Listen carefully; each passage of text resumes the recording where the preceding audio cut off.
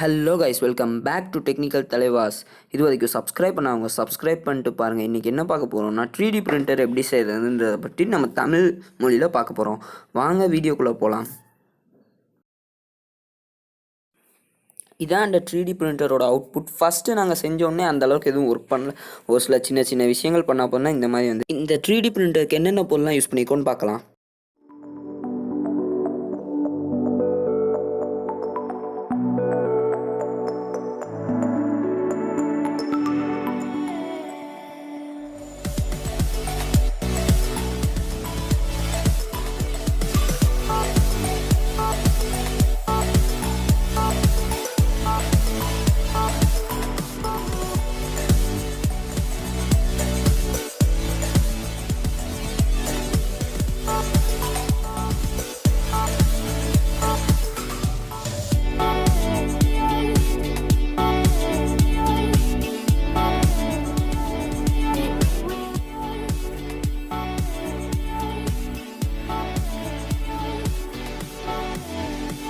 இவ்வளவு நேரம் என்னென்ன பார்ட்ஸ் எல்லாம் யூஸ் பண்ணணும்னு பார்த்தோம். இப்போ எப்படி பண்ணலான்னு பார்ப்போம்.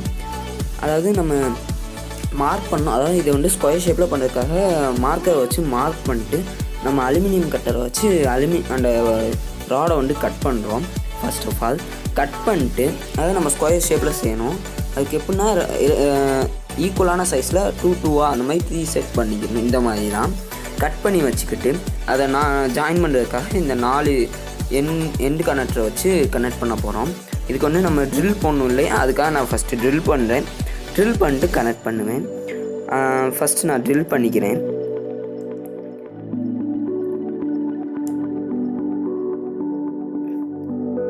இதில் நல்லா ட்ரில் பண்ணிட்டு நம்ம நட்டை வச்சு கனெக்ட் பண்ணுற மாதிரி இருக்கும். பட் ஸ்ட்ராங்காக தான் நிற்கும். ஒவ்வொரு சைடும் 2 நட் போட்டு டைட் பண்ணுற மாதிரி இருக்கும். நல்லா டைட் வச்சுக்கணும். ஸோ இப்போ வந்து பார்த்திங்கன்னா ஸ்டெப் மோட்டரோட அந்த GT2 புள்ளியை வந்து நம்ம அதாவது ஸ்க்ரூ போட்டு டைட் வைக்க போகிறோம். டைட் வச்சுட்டு பார்க்கலாம். ஃபஸ்ட்டு நல்லா டைட் வச்சுட்டு இதை வந்து நம்ம பெல்ட்டு போட்டு இது பண்ணிட்டோம்னா மூவ் ஆகுறதுக்காக இந்த பெண்டோட நான் வந்து ஸ்க்ரூவோட டைட் வச்சுக்கிறேன்.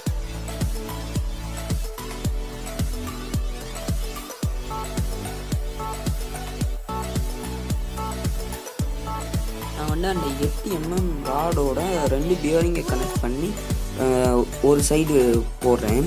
ஸோ அது வந்து மூவ் ஆகணும்ல, அதுக்காக இன்னொரு சைடும் அதே மாதிரி அதே 8 mm ராடில் வந்து 2 இது மாட்டி போடுறோம். ஸோ போட்டோம்னா ஈஸியாக அந்த பியரிங் வந்து ஈஸியாக மூவ் பண்ணுறதுக்காக தான், வேறு எதுவும் இல்லை. இதில் வந்து நம்ம இவ்வளோ பவரான மோட்ரு யூஸ் பண்ணால் தான் நல்லா இருக்கும்.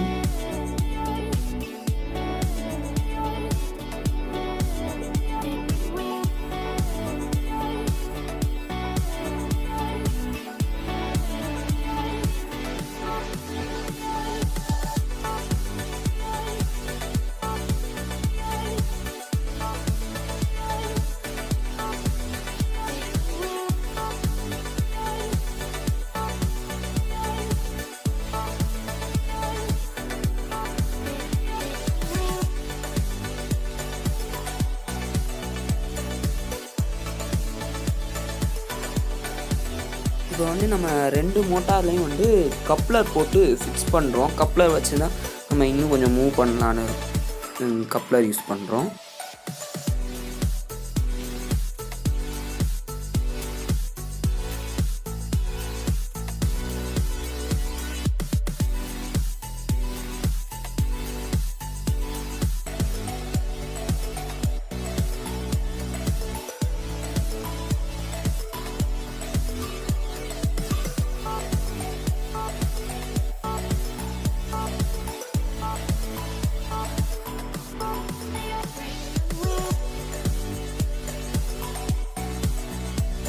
இப்போ நம்ம இதை வந்து ஒரு நல்ல ஸ்டாண்டு மாதிரி ரெடி பண்ணிகிட்ருக்கோம். இதுக்கு மேலே கண்ணாடி பீஸ் வைக்கிறதுக்காக இதை வந்து நல்லா நகன்றாமல் இருக்க நம்ம வந்து போல் நட் போட்டு நல்லா டைட் வச்சுக்கிறோம். ப்ளஸ் ட்ரில்லும் பண்ணி யூஸ் பண்ணலான்னு இருக்கோம்.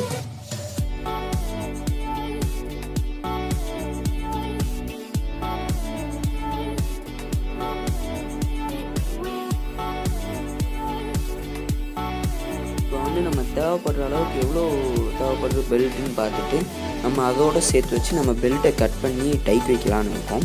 டைட் வச்சிட்டோம்னா அது மூவ் ஆக ஈஸியாக இருக்கும், அதாவது ஃபாஸ்ட்டாகவும் மூவ் ஆகும். ஸோ பெல்ட்டை வந்து நம்ம கட் பண்ணி 2 எட்ஜ்லையும் கனெக்ட் பண்ணியிருக்கோம். இந்த பியரிங்கில் வந்து கொஞ்சம் ஈஸியாக மூவ் ஆகும்ல, அதனால் பியரிங் யூஸ் பண்ணியிருக்கோம். இதை வந்து நம்ம தலைகீழ போட்டுட்டு, அதாவது அந்த ஃப்ரேமையே தலைகீழ கவுட்டிட்டு இதை வந்து மாட்டுறோம். இப்போ அடுத்த வீடியோ ஃபுல்லாக பாருங்கள், மறக்காமல் சப்ஸ்கிரைப் பண்ணுங்கள்.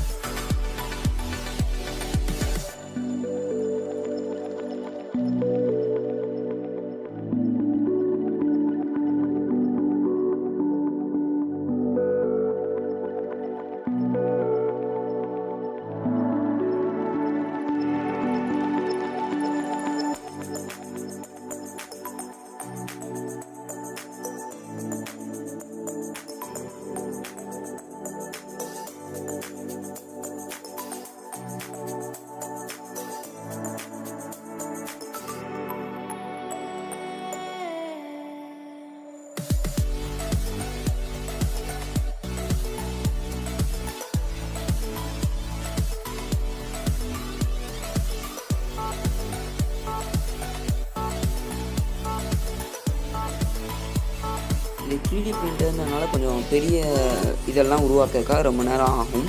இதை வந்து நம்ம பார்ட்டாக பண்ணியிருக்கோம். இந்த ஃபஸ்ட் பார்ட் முழுக்க பாடி ஒர்க்கு, ஃப்ரேம் ஒர்க்கிங் இதுக்காக நம்ம ஸ்பெண்ட் பண்ணுறோம். மறக்காமல் இந்த சேனலை சப்ஸ்கிரைப் பண்ணுங்கள். பார்த்த எல்லாருக்கும் ரொம்ப தேங்க்ஸ். பார்ட் 2 கண்டினியூஸாக மறக்காமல் வாட்ச் பண்ணுங்கள்.